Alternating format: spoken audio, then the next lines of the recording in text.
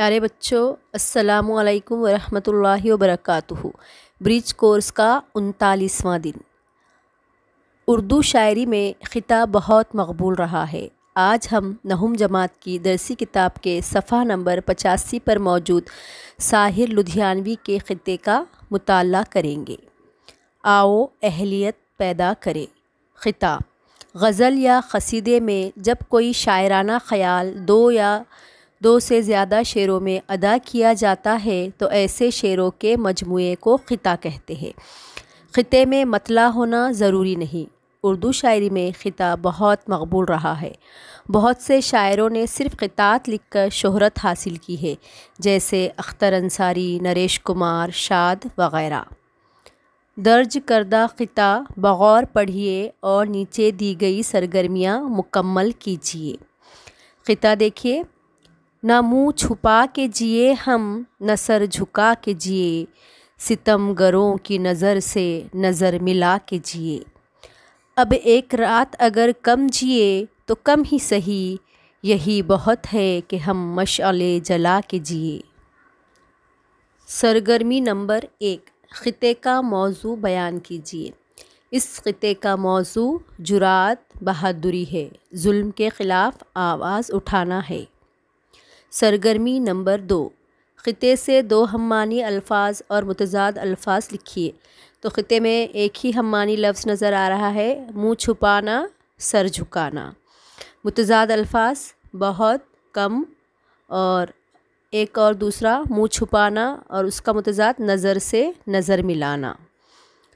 دوسرا سوال دیکھیے: خطے میں مذکورہ زندگی کے روپ کو بیان کیجیے۔ خطے میں جس زندگی کا روپ بیان کیا گیا ہے وہ بہادری، جرأت مندی اور خودداری کی زندگی ہے۔ زندگی کو خود اعتمادی اور ہمت و حوصلے کے ساتھ سر اٹھا کر جیا جائے، ظلم کے خلاف آواز بلند کی جائے۔ تیسرا سوال: چند خطات تلاش کر کے اپنی بیاض میں لکھیے۔ تو یہاں پر خطات دیے جا رہے ہیں، وہ لکھیے یا کوئی اور بھی آپ لکھ سکتے ہیں۔ متاع لوح و قلم چھن گئی تو کیا غم ہے، کہ خون دل میں ڈبو لی ہیں انگلیاں میں نے۔ زباں پہ مہر لگی ہے تو کیا، کہ رکھ دی ہے ہر ایک حلقۂ زنجیر میں زباں میں نے۔ فیض احمد فیض کا یہ خطہ ہے۔ تو بھلا ہے تو برا ہو نہیں سکتا اے ذوق، ہے برا وہی کہ جو تجھ کو برا جانتا ہے، اور اگر تو ہی برا ہے تو وہ سچ کہتا ہے، کیوں برا کہنے سے تو اس کے برا مانتا ہے۔ شیخ ابراہیم ذوق۔ یہ تو بڑھتی ہی چلی جاتی ہے میعاد ستم، جزے حریفان ستم کس کو پکارا جائے۔ وقت نے ایک ہی نکتہ تو کیا ہے تعلیم، حاکم وقت کو مسند سے اتارا جائے۔ جون ایلیا۔ جن کو ملاح چھوڑے جاتے ہیں ان سفینوں کو کون کھیتا ہے، پوچھتی ہے یہ قسمت مزدور، یا خدا رزق کون دیتا ہے۔ عبدالحمید عدم۔ ذوق پرواز اگر رہے غالب، حلقۂ دام ٹوٹ جاتا ہے، زندگی کی گرفت میں آ کر موت کا جام ٹوٹ جاتا ہے۔ عبدالحمید عدم۔ پانی لے سکتے ہیں دریا سے مگر کوزے میں ہم، بہتے دریا کی روانی بند کر سکتے نہیں۔ شعر یوں کہنے کو کہہ لیں لیکن اختر سچ یہ ہے، دل کے محسوسات کو لفظوں میں بھر سکتے نہیں۔ آؤ مشق کریں۔ درج کردہ خطے میں ایک لفظ رات آیا ہے، اگر اسے الٹ دیں تو تار بن جائے۔ یادداشت کی مدد سے اسی طرح کم از کم 10 الفاظ اپنی بیاض میں لکھیے۔ تو دیکھیے لفظ ہے یہاں پر شیر۔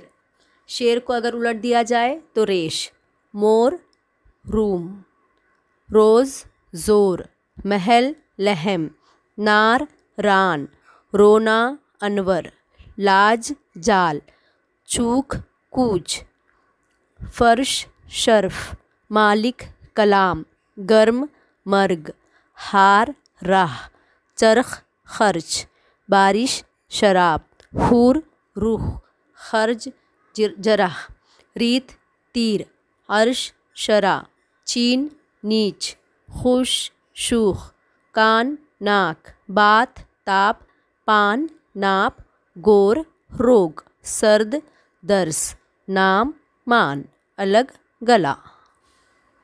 آؤ تخیلاتی بنے۔ ساحر لدھیانوی کی کسی ایک مشہور نظم پر اپنے ہم جماعت سے تبادلہ خیال کیجیے۔ تو یہاں پر نظم لکھی ہم نے 26 جنوری، یہ دیکھیں گے، اور اس کے بعد جو نکات دیے گئے ہیں اس کی مدد سے آپ اپنے ہم جماعت کے ساتھ تبادلہ خیال کر سکتے ہیں۔ نظم دیکھیے۔